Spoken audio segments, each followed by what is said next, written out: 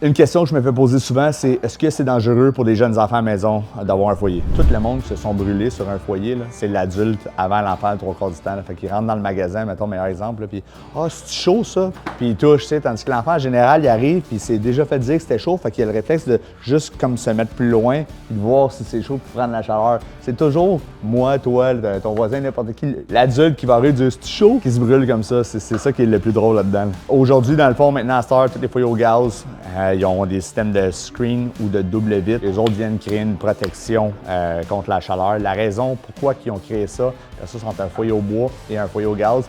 Le foyer au bois, quand il fonctionne, qui est encore chaud, on voit une braise dans le foyer. La braise, c'est clair, on la voit, on sait que c'est chaud, c'est le feu. Le foyer au gaz, c'est qu'on le met à off, mais il vient de chauffer pendant 24 heures.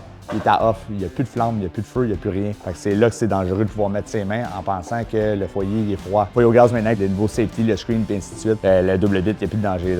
Il n'y a aucun danger. Il faut juste s'assurer que ce soit installé par un installateur accrédité et quelqu'un qui connaît ça.